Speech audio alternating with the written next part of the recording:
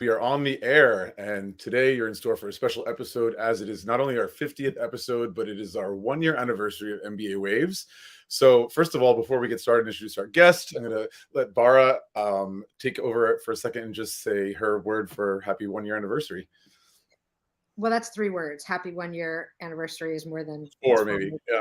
But yeah, it's been a great year. It's been awesome working with Eric. Eric and I have not met in person. We've actually been we've been online friends for the past year producing this, and so it's one of the COVID silver linings. And it's been I can't wait to hang out in Paris. I don't know when that's going to be, but it's been a delight working on MBA Waves and helping all the people that we do help. I'm looking forward to continuing doing that for MBA hopefuls. There's so much to learn. There's so much I have to learn, so much they have to learn. And so it's just been a huge fun party every Tuesday. Oh, we have happy anniversary from David, one of our original fans. Thanks, David. Thanks, David. Yeah. So, all right. In light of 1 year anniversary, first of all, I am streaming live from New York City, my hometown. I'm in Long Island City, my awesome friend Maya's apartment, who has inflated some balloons to celebrate, and I have a party hat and a 1 year birthday cake. So everyone blow up the candle.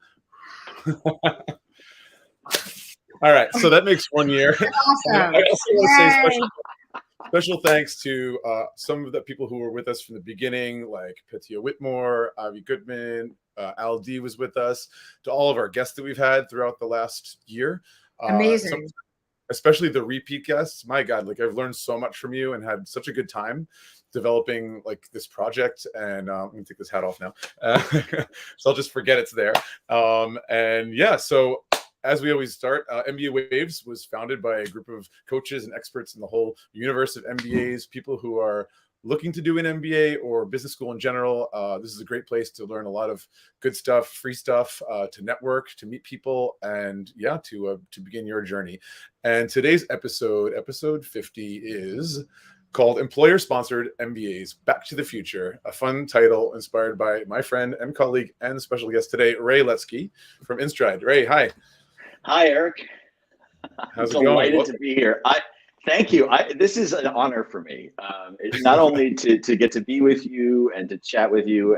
We've been friends for so many years, but to be here for the 50th episode is a special treat. So I'm humbled and I'm delighted, and really just congratulations, both of you. Thank you so much. So Ray and I actually met through AFA, which is the Association of Fraternity Advisors, in something like 2002, 3. Better memory than I do. That's when I started the role at CW Post Long Island University. I was in charge of Greek life then. And was it in Columbus, Ohio, where we met? It might have been. I think it was a Midwestern city. That sounds right. Yeah, December 2002. And these conferences were every December. And fast forward a bunch of years after losing touch, we happened to be next to each other at an MBA fair in New York City. It all comes back to New York. Working for Cornell at the time, was it? That's right. Yeah. Yeah. And we're like, no way. And we reconnected, and here we are on MBA Waves. Now, Ray's been working for InStride for the last, how long? Almost 3 years now. Yeah. Wow. Okay. So why don't you introduce yourself a little bit and tell us about InStride, Sure. Away. Taking me back with that introduction, Eric, I appreciate it. Thank you. And yeah, my work at Cornell was with Cornell Tech, which is a small campus of Cornell University based on Roosevelt Island in New York City. It always comes back to New York City. I was born in New York, lifelong New Yorker, now on the West Coast, but based now in the Lake Tahoe area, coming to you from Reno, Nevada. Really, the school had a very unique 1 year accelerated MBA program that I was honored to represent as part of the S.T. Johnson Graduate School of Management. Prior to that, I worked at NYU as head of graduate admissions for their School of Engineering. Prior to that, both Pace University and Rensselaer Polytechnic Institute. So I was institutionalized for a little over a decade working in enrollment management and admissions. But in 2019, made the leap for a couple of reasons. First, I prefer the weather on the West Coast, even though I love New York. Certainly, lifestyle change was in order. But also the really cool things that were going on at InStride attracted me. And Cornell and NYU had already been working along lines of trying to bridge the gap between industry and academe and find ways to create industry-focused education within graduate programs and in Cornell Tech space, specifically within an MBA program that were designed for entrepreneurs, that were designed for folks who wanted to create startups and really professionally geared practicum. So moving from that to sort of scale is where I joined InStride, which works exclusively with online programs. And the genesis story of InStride is a story some of your listeners may know, some of them may not, of Arizona State University working with Starbucks. And they actually just announced, I believe in Fortune, they had their largest graduating class at Starbucks of individuals working there who have earned their degree at ASU for free online. Through tuition benefits. So tuition benefits, Back to the Future, I love this title, are back. They were here a long time ago. Some folks may remember them. I'm happy to talk about what they used to be and what they are now. But InStride is leading the way in creating this employer-sponsored education, strategic enterprise education, we like to call it, where tuition, books, almost everything, in some cases everything, is paid for by the employer for the benefit of the employee. Is that housing as well? Well, because it's online, right. That's one of the benefits for both the employer and the employee is that they don't need to move. Sure. So hopefully, one of the things we hope is that the employer is being flexible with the employee and allowing them the time, whether that's at home or in some other way, to balance their work and their academic aspirations. But they thankfully don't really need to go anywhere. In some cases, they might need to for a clinical component, but not for a business program. Okay, so for this specific example of Starbucks, we might be getting a little bit ahead, but since you brought it up, like these 300 or so people that graduated, I assume this is all an online, part-time MBA program, fully sponsored. That's right. Yeah, you're absolutely right, Eric. And it's interesting. I think some folks initially recoil when they think about it being online. And I think there are some misconceptions, potentially some stigmas out there about online degrees. In fact, I just put an article out on my LinkedIn about some of the myths around online MBAs. I was excited to be joining you today, so I was inspired. But really, these are learners who have been working full-time, who potentially didn't have the opportunity to earn a degree before they took their role at Starbucks. And because of their service, because they are eligible based on their employment, they've been given the chance to earn this online. Now, that also requires a lot more than the learner just going off and studying. The company is providing a lot of resources behind those learners having the opportunity and other folks learning about the opportunity to be a part of that program. But these are undergraduate, in the case of Starbucks, they're undergraduate degree seeking learners. Okay. And how long, again, this is a very specific example. We're going to back out and look at the bigger picture in a moment, but I'm just very curious about this Starbucks bunch. How long did it take for them to complete this degree? And what is the rhythm? Is it like once a week or weekends or 1 week every month? Sure. Yeah, that's a great question, Eric. Now, the first question is harder for me to answer because for online learners, unfortunately, time to degree is a much harder thing to measure, especially for working adult learners who are balancing a lot of commitments. Schools like ASU give learners a chance to take very few courses or really load up. So it sounds like it's at their own pace. It can be at their own pace. And in many cases, it's asynchronous online instruction that they can complete in their own time through a learning management system.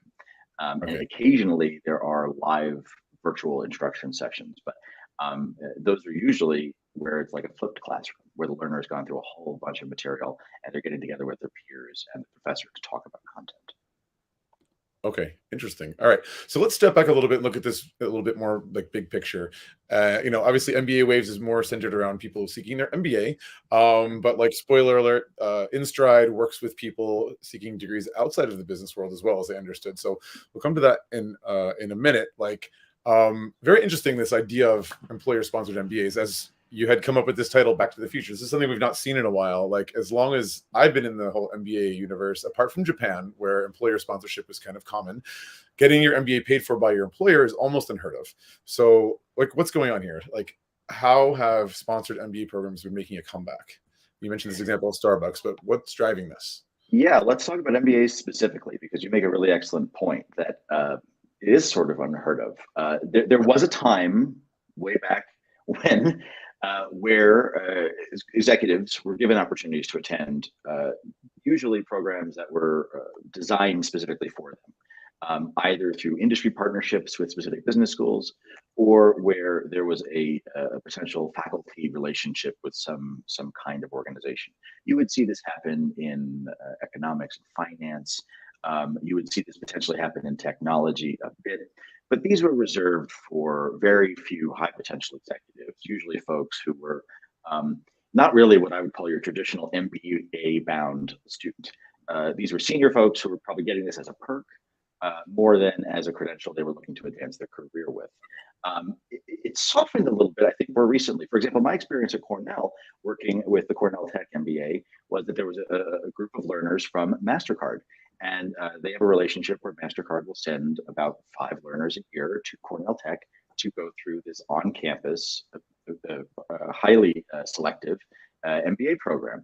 A more traditional MBA in this sense, it sounds like. Exactly. And even though it's got really cool entrepreneurship stuff, it's 1 year, it's accelerated, it's in New York City, for all intents and purposes, a traditional MBA experience from the S.C. Johnson Graduate School of Management with some cool tech stuff included. But what I learned in watching that experience is that success for both Cornell and for MasterCard was 5 learners a year. And that's great if the purpose of the program is to inspire a certain very narrow group of high potential executives. But what I began thinking about and what InStride has done is to say, well, how many employees at a company like Banner Health or Banfield Pet Hospital could benefit from a degree? How many employees across a large tech organization could benefit from an MBA regardless of where they are in the organization? And what does that mean in terms of scale? It means it has to be online, it has to be geographically distributed.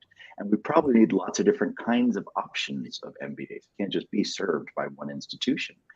So that's the model we've built, whereby a corporation would come to us and we would present them with our network. And there are about a half dozen MBA programs within our network now. And we encourage them to provide all of those to their learners tuition free, and say, you decide which one of these you can get into, which one fits your career goals, which one fits your lifestyle choices, all the reasons a learner would pick an MBA, but with the understanding that it's paid. So that's where we are now. So I have a quick question. So you said you have a half a dozen in your sort of portfolio now?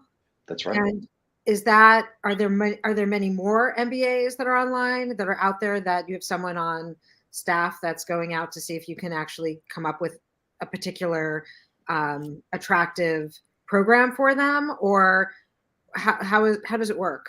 That's a really great question, Barra. And I think it depends on a few things. We're trying to not build a marketplace, because we could very easily say, anybody who wants to be a part of the InStride network, come on in, and we'll do that. There's an intersection between quality and demand. And there are different drivers on each side. We've found that we really don't want to have competing MBA programs in the network. So I'll give you some examples of how we've differentiated. One of our MBA programs is entirely in Spanish, from Universidad Tecmilenio in Mexico. And it actually is very innovative. And it has potentially 0 textbook costs associated with it. So it's actually very low cost. So it's a really cool opportunity, but the learner has to be wanting to earn a Mexican credential, wanting to take their MBA in Spanish. Another example would be ASU's program at the W.P. Carey School of Business, which is an incredible online MBA program. And I'm sure they would say that everybody should be choosing that program in our network. But they're very selective. When you look across the spectrum of online MBA programs, unfortunately, they can only admit about half the learners who apply to that program. So you can imagine, with the volume increases in online MBA applications, how many applicants that really is that get denied from an online MBA at ASU. So also looking for other ways for learners who maybe aren't admissible to that program to find other pathways, looking for MBAs that maybe have specific industry focus or an industry partnership. Sure. We know that there's an employer regionally that is already looking at that partner. That's kind of how we're deciding, but we're trying to not make it everybody and anybody. We've unfortunately had to tell schools we can't work with you for one reason or another, which is difficult. Right. Do you need a GMAT or GRE for all of these programs? No. And that's one of the great things. For some you do. Not for me.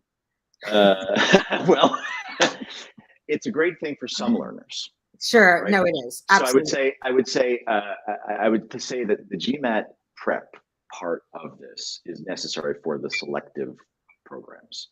Mhm, The less selective or more open enrollment programs, I mhm. would say, and the programs that are really looking for ways to pull out all the stops for an adult working learner, maybe with balancing, raising kids, working one or two jobs, dealing with whatever, having less admission criteria, it just makes it easier for there to be a throughput in their application funnel. They're looking for that kind of throughput. But I think for most working adult learners, not having to do the GMAT is viewed as a positive. I think if they're Sure. given this choice, it's kind of a burden already of just apply Sure. in some cases. In the test prep world right now, there's a lot of schools that are test optional. I don't know if this is fun. This is probably you've seen this. And I think that what's interesting is that it might appear as a relief for many students to not to take these standardized tests, but a lot of these schools might still look at your score and it might actually be the deciding factor just to bump you in, even if they are not exclusively making all students take the test. But so it's a very dynamic field right now. This and I wonder how it's going to play out in the next several years when schools and folks start to look at some of the other pieces in the application process, like essay help and whatnot. But no, I think it's super interesting and important for people to consider this when they're looking at schools. Like if they want one less thing on their plate and they don't want to commute and they don't want to move, online programs seem to be a Hmm. great and awesome option. And in this particular model, one less loan to pay back, like a massive loan. Sure, You know what I mean? which is huge. I'm very So proud of the fact that we've saved hundreds of millions of dollars worth of debt already. So that is that. And your point, just to respond, I think is really well taken about improving the chances for admission. I strongly encourage it just as sort of an exercise to consider when looking at an MBA program, to consider Yeah, broadly the set of criteria that are necessary, and because you never want to exclude early, because then you just limit your options. absolutely. I think it's a good rule of thumb for sure. Mhm. so we've talked about how, like, when you were with Cornell, there were about 5 people coming in from what company was it? MasterCard. MasterCard, right? And now it's expanding. So there have been funded MBA programs for a long time by companies.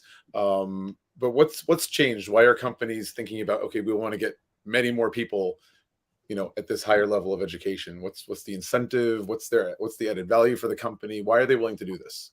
Sure. Great questions, Eric, and a couple of reasons. I think this is the result of a trend that's been going on for a long time. I don't know that anything has really changed. I think things have been accelerated, particularly by the pandemic. And you've had this incredible experience. You're at your 50th episode. You've never actually met, and this is the world that we're living in. It's incredible, right? So this accelerated an acceptance of this type of format of learning and engagement. So that led to companies saying, hey, this is an actual tool we can use, particularly when we have employees sitting at home and we are running out of ways to engage them productively, or engage them in things that give them a strong affinity for the organization, or to provide them with upskilling and reskilling opportunities that will allow us to put them in the new roles that we need to fill, because the role they're in right now is irrelevant because of what happened over the last 3 years, or less relevant. And I think in addition to that, another really important component is understanding that creating opportunities for learners speaks to diversity, equity, and inclusion. That if I'm a chief talent officer, or if I'm a chief human resources officer, I'm thinking about recruiting and retaining top talent from diverse populations. I want to create a welcoming environment, of course, but I also want to create opportunity for those individuals, particularly individuals who have come from underrepresented, marginalized, or frankly stigmatized populations, to give them an opportunity to gain valuable resources for themselves, for their career, but that they get to keep. I mean, my grandmother used to say to me, one of the best things about education is no one can take it away from you. So it is really an investment by a company in an employee at whatever level, if they choose to give an MBA or just an undergraduate degree out to an employee, to say, we want to be your hero. We want you to be loyal to us because look how quickly people are jumping jobs. Look how hard it is. I just read somewhere that in the first 6 months, people are leaving jobs at like 50% right now. It's some incredible turnover because we have this so-called great resignation. So I think in that environment, you just see this demand for like, we need to find a way to engage employees. I'm sorry, Eric.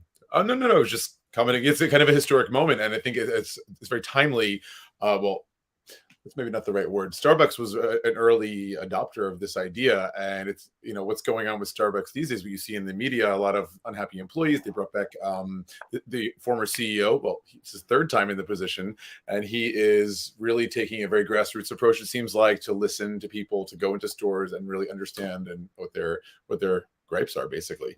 But InStride is relatively young. It's about 3 years old, right? So I don't know if you have an answer to this question, but I'm like wondering, have people who have gone through these programs seen upward mobility thanks to their new skill sets? What have we seen as far as ROI in terms of the perspective of the employee? Sure. I think a couple of things. We certainly have, in the process of creating these programs with our corporate partners, designed them in a way where managers and even the CEO are involved. So, for example, we try to create the program in such a way that the CEO is the sponsor, or a C-level person is the sponsor, and they're sending out communications. So they're actively getting information about who's doing what. So they're finding out, hey, this individual has applied to and been admitted to the MBA at the University of Memphis. And we use that as an opportunity to try and give them, you should be communicating with these learners. Same thing with graduation, right? When we know we get an advance warning, there's a learner graduating, we know a busy manager may not be paying attention to that. Frankly, they may have put it out of their mind that their employee is doing a degree online because they don't want to be thinking about the time that they're probably spending on that degree. But we certainly want them to be able to celebrate that with the employee and recognize that they have gained a credential.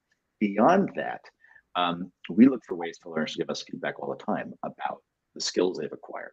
Because believe it or not, the majority of the educational options that learners are picking right now are not degrees. If I were to look broadly across all of InStride, they're picking short courses, stackable certificates that might eventually go into something like an MBA.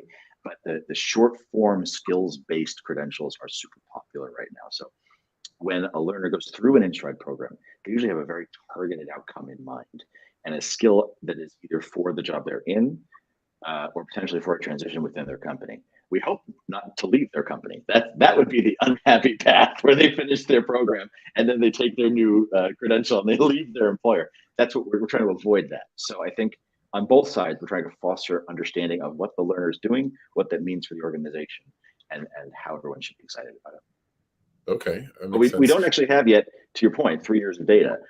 We don't have here's how many graduates have come through and said, but we have upward trends on the data we do have. That's good. That's a good sign. That's a good start. Well, we have to keep an eye on that.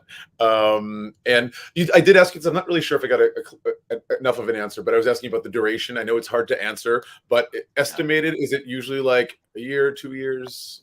What are we looking at? So it's really hard to say, Eric, but I'll try to give you an estimate. I think for a learner doing an undergraduate degree, you're talking about 3 to 5, maybe more, depending on how many credits they have.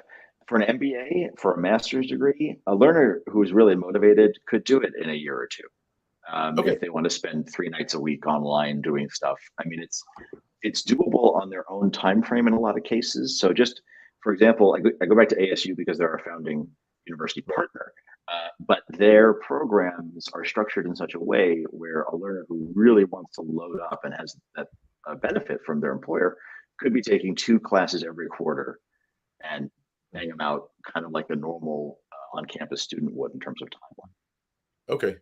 No, that's good. I think it's helpful for people to understand what the time, expectation would be and so forth. So that means for those undergrad learners, you said 3 to 5 years, right? So have you had any graduating classes yet for undergrads? Because you've been around for about 3, right? Well, a couple, like you just read about the Starbucks graduates, it's their largest graduating class for ASU. Yeah, those are undergrads. So those are the kinds of folks we've seen graduating. We've had a few graduates from other companies as well, but the numbers are not what Starbucks has, because Starbucks has been doing this a lot longer. It's in the teens for some of our other corporate partners right now, but and it's also not just ASU. That's across City University of New York, University of Memphis, many other university partners that we have. I was Okay, in so a grad program at the City University of New York. Oh yeah. I was yeah. I didn't stay in. It was a PhD program in art history at the grad center. Oh wow, that must have been so cool. It was amazing. It was amazing. I studied with.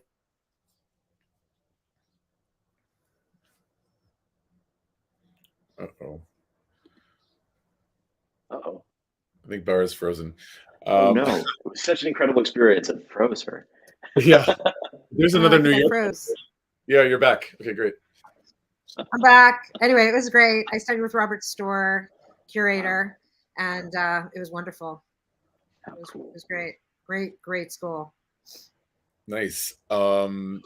Yeah, so what I wanted to ask you is when Starbucks or Uber or whatever company sends over those 300 something undergrads or however many to do an MBA, are they mixing with folks in that online undergraduate program from other companies or a general population of online students who just signed up on their own? And same thing for the MBA. Are they mixing with other online MBA students that year? Are they kind of like in the cohort, like their batches only fellow Starbucks employees or fellow Uber employees and so forth? It depends. So I think for the most part, it's usually the former. So, for example, for the undergraduate learners, they are taking classes alongside other learners from not just the undergraduate applicants who will become online learners at ASU, but other companies that are sending learners to ASU. Mhm. For MBA programs, it depends on what we're talking about. If a company wants to send a cohort together, that's possible.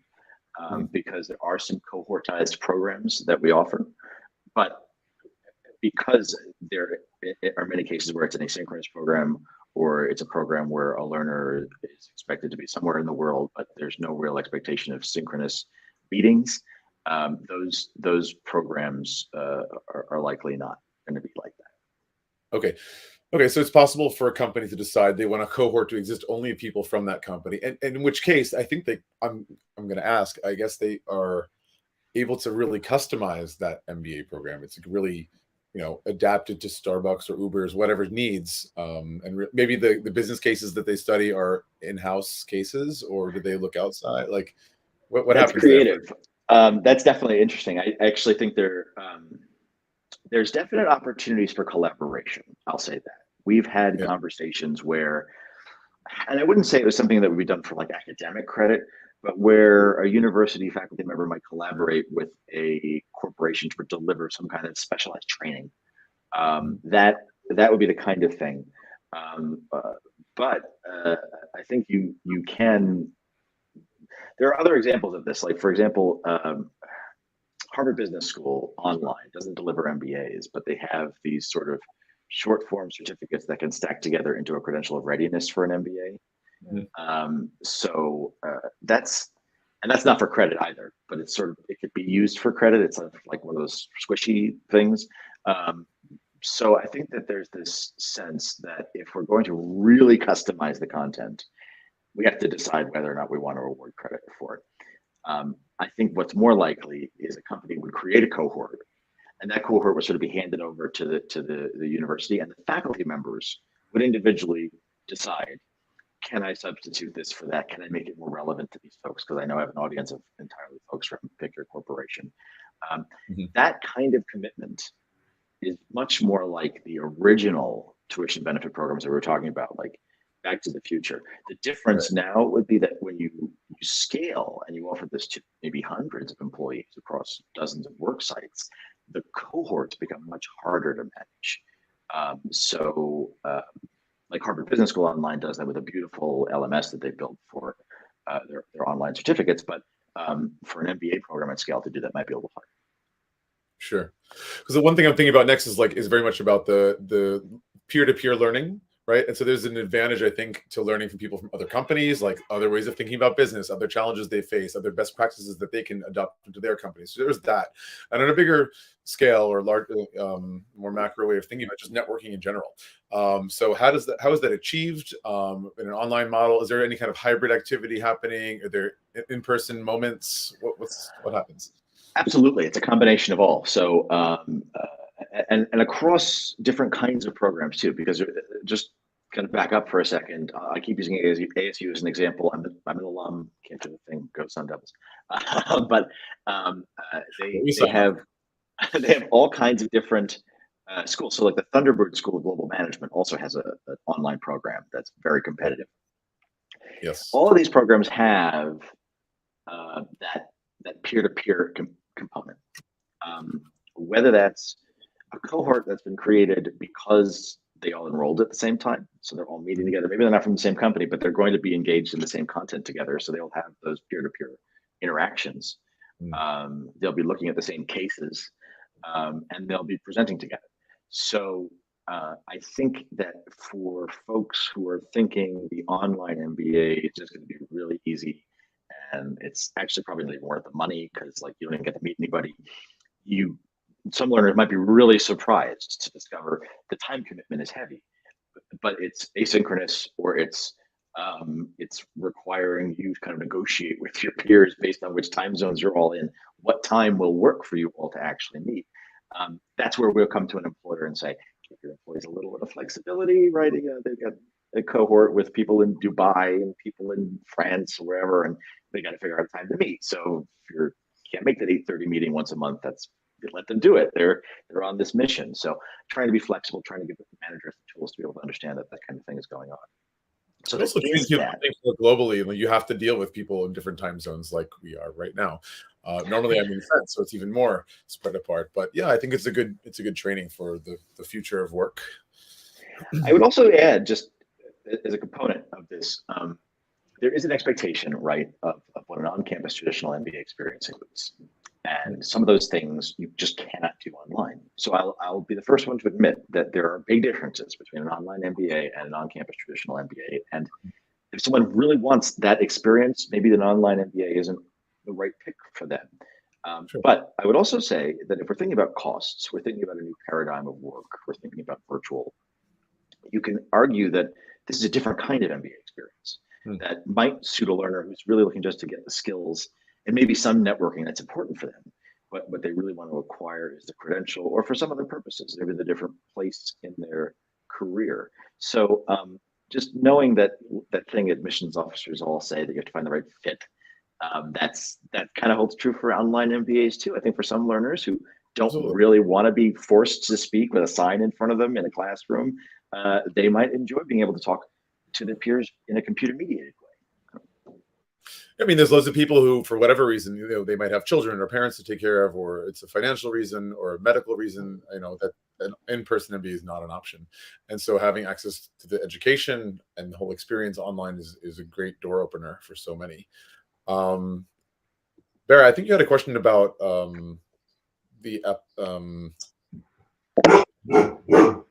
oops. I think your dog has a question. That's a big dog. My dog's got some questions. I had a question, hold on. Let me scold it. She looks pretty pleasant while scolding, actually. Yeah, that was impressive. Your dog's a lip reader. Yeah, my dog. Well, this is a foster dog, actually. But I guess my question had to do with, once someone's in this program and most things are covered, but even if not, what other recommendations do you have for students to look for helping with funding?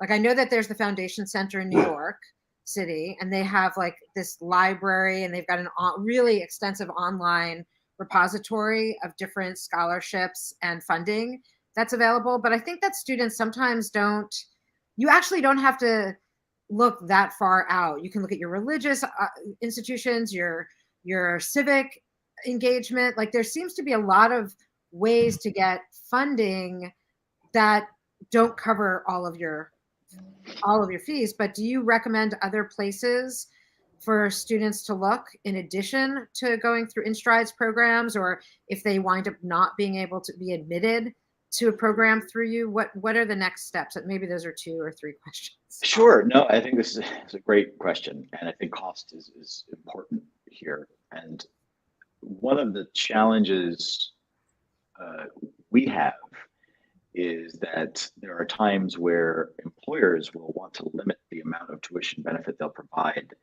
to the amount that is not taxable, which is in the US right now, $5,250. I believe it's been that way since the 1950s, 40s.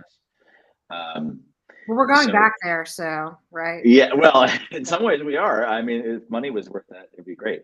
But I don't know about that. I think we're going back in some pretty awful ways. But I agree. We're not gonna go there. No, we won't go there. But anyway, I think that when that happens, learners need to find either a way to supplement exactly the benefit or to balance what options they're picking. So to answer your first question, I think looking for external sources of funding is always a good idea, but it becomes increasingly challenging when the number of applicants out there for everything has just grown exponentially. Yeah. And I think I'm a fan of looking for opportunities where costs are sort of a part of it. And what I mean by that is I've always encouraged folks when they look at graduate schools not to always get their heart set on the graduate school that is the top choice. They should be thinking about the graduate school that gives them the most money. And they should go there because it doesn't matter in the end. So thinking about your choice of a program in terms of the costs is another reason why I actually recommend online MBAs to other kinds of learners, because they are priced at a fraction of some on-campus programs. Mm-hmm. And they contain the same content in some cases taught by the same faculty as the on-campus programs. Right? This is something exactly the same accreditation. And here's the kicker. It doesn't say anywhere on the degree that it's an online degree. It's the exact same MBA the folks who sat on campus got. It just was delivered through a different modality. So an option for some learners who are concerned about the costs, who don't have the money, is to be looking at these alternative online options. And then to your point, Eric, even beyond credentials that are accredited, I actually believe that if a learner is really stuck and doesn't have the funds to proceed, there are some very low cost, in fact, no cost options out there. They can even check with their current employer. Google Career Certificates. Google is offering these online certificates that many schools will take for college credit now. And they're offering, I think, 100 spots to anyone who wants them from companies. So there are ways for learners to begin acquiring skills and to begin turning that education wheel with very little resources without having to go look out, find a million scholarships. Right. I'm a big fan of starting with, think about how much it's going to cost and start playing with that. Say, okay, do we have to spend $110,000 for the MBA? Maybe we don't. Maybe we can spend $60,000. Maybe we can spend $80,000. Are there options like that? What would that mean? And that's how I would approach that. I'm not sure it's really answered your question, though. Well, to your point, actually, also you mentioned something earlier. I saw during COVID, because I took a bunch of courses just for fun during COVID. And even, I don't know if it was Coursera or one of these other online programs, and they had classes from Harvard Business School, and they had classes. I went to University of Michigan undergrad and grad school. They had people from there teaching courses that you could take for much less than what my tuition was, right? Like substantially less. So, and what an amazing opportunity that you can, business, humanities, really anything you can take courses online now. It's so exciting. And here's the crazy and wild thing about that, and that's a great example, Barra, but they're even going further than that to say through ACE evaluation, ACE evaluation, or frankly, just because schools are getting very innovative and creative, schools are awarding credit for these things, these non-credit credentials from companies, work experience, reviewed by portfolio. All of a sudden, you've got a quarter of your MBA credits. It's amazing. There are MBAs out there that are now 32 credits. So when you start thinking about this, you assemble this, you can be done really quickly, and the cost savings are enormous when you think about the cost per credit hour for some of these institutions. Yeah, I think that's great for undergrad also, right? Like that's a really great, actually, this is something I'm going to talk to a few people about It's great. Accreditation, and you're obviously part of the alumni network. Say it's ASU. If you've done an MBA, you're an ASU alum, and you have access to all the alumni perks and benefits. And what about career services? Do they have access to that? If like down the road, like a couple of years afterwards, they're like, oh, I want to pivot to a new job in a new country or state in the US, and they'll have help from career services. So I'll answer that question with a testimonial. So like where I got bored during the pandemic and started taking classes and got sick of the fact that I was taking these Coursera things that weren't for credit. So luckily I worked for InStride, and they said, would you like to do an online master's for free? And I said, sure. So I went to ASU and I did another master's degree, and I am a graduate, and that's how I got the degree I have. And I get the alumni magazine, the degree on the wall doesn't say anything about online on it. I get donation requests just like any alum. I get invited to events. You get tickets to the games? I haven't asked for those yet, but I get to chat with folks. I was talking to the dean of the communication school, who's an amazing person. So I mean, you are just like any other alum, and I think for the learner who's okay with the modality, it's just a slightly different experience, right? Like to celebrate my graduation, one of my classmates who actually was in Tempe took a picture when all of our names went across the scroll on the side of the building. And that was my celebration of my graduation, that I got this picture of what it looked like on campus, even though I'd never been there. Nice. Still, you going to go? No, I've been there since. No, since then I've been plenty of times, but at that point I had never been. Nice. Well, congratulations. Thank you. For another thank you. Hey, yeah. Thank you. I appreciate it. Always a party. Always a party. It's a party. There's always a party. There's always a reason to party.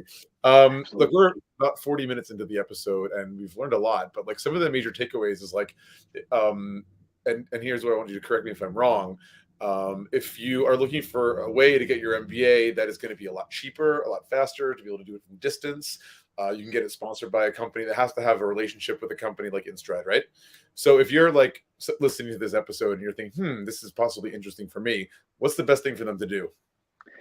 It's a great question, Eric, and I'll just amend your beautiful summary with one addendum that it doesn't have to be InStride. Like I love InStride, and that's where I work, and they're amazing. We have an incredible company, but there are others out there doing some similar things. And then there are companies that have just partnered with a local university. So consider those state institutions nearby that have business schools that have really great programs.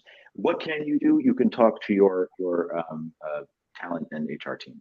If you're a working professional and you're thinking about going back to school, don't think about it in terms of quitting. Start by going to them and saying, what's possible?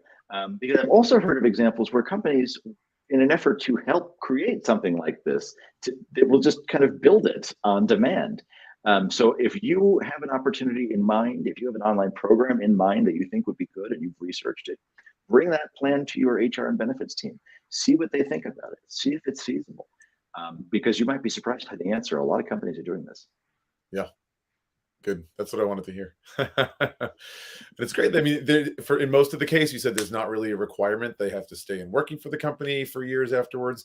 These are, opportunities that can help you, well, not only upskill, but move up within the organization, but also those skills are transferable if, in the future you wanted to take it to another company. And being that you're part of this network, this alumni organization from XYZ school, you have the credentials. It sounds like a really great alternative pathway. Could become the mainstream pathway one day. We hope it does. And look, we also hope that those employees will stay with their companies too. We know they'll acquire skills and they'll really improve exponentially improve their career outlook, especially just going back and considering those individuals who are earning an undergraduate degree. Consider the career options that are before them once they finish that endeavor. But we hope they think of the company as the hero and they gain an affinity. And that's kind of the purpose behind some of these. It's to help grow that affinity, to help keep employees engaged. But if they do leave, in some cases, companies will say you have to serve a certain amount of time because they really want to get back some ROI. But we always encourage companies, don't put restrictions on it. This is to help make your employees happy, to uplift them, to give them new skills. Don't put restrictions on it that make it more challenging. Give them all the tools they need to be successful. It reminds me a little bit of like unlimited paid vacation time, where it's like, we're not going to put this limit on you, but because they've created this culture where they're sort of getting something from the company that they actually just they want to stay at the company, or they want to not take too much time off. Like they're committed to their company, and if they feel valued and that they're gaining experiences and knowledge and so forth and opportunities for advancement to move up in title and salary, why leave? Like. And be proud of it, right? And to know that your employer is willing to invest that much money in you, let alone the time and the emotional impact for you and your family. When you watch some of the learner testimonials that we've received, videos of learners talking about, and they're crying, their kids are crying. I mean, it's like you've transformed a family's life just by giving them a little bit of love and a little bit of a chance to prove themselves. So it's so cool. Because like companies, I mean, the cost for recruiting, like headhunting and training, it's enormous. So it makes sense to put their money somewhere that's going to proactively keep people around and not have to go through that process. So it makes a lot of sense. 100%, especially today. Right. Any more questions for Ray over here? No, it's a lot of food for thought. It's really exciting. Yeah. Amazing. Thank you so much for joining us. It's my honor to be here for your 50th episode, and congratulations again. This is super exciting, and anytime you want to have me back, I'd be thrilled. I think we should like have you back, certainly, to be able to find out some of the MBA grads and like where they wind up and what happens with them. I think that's kind of thing. Yeah, I think that would be really cool. Well, stay tuned. Yeah, next anniversary. Well, thank you so much, Ray. Of course, thank you, Barra, and thank you for everyone in the audience who stuck with us for about 45 minutes today. Just a reminder, MBA Waves is every week on Tuesday, 7 p.m. Paris time, 1 p.m. New York time, and 10 a.m. San Francisco time. Next week's episode 51 is about letters of reference, who to ask, when, and how. And guest speakers, her name is Pamela, but I cannot remember her last name. Barra, you know her? She's an AGEC as well. I'm not sure who Pamela Jaffe? Yeah, well, last week, as you know, is the AGEC conference, the Association for National Graduate Admissions Counselors, and met a lot of great people, both at the schools as well as other admissions consultants. And Pam said she wants to join us, so she'll be joining us next Tuesday. Surprise! And anyway, well, thanks to everyone, and have a great week, and see you next Tuesday. Bye. Thanks, Ray. Take care, folks. My pleasure. Thanks, Eric.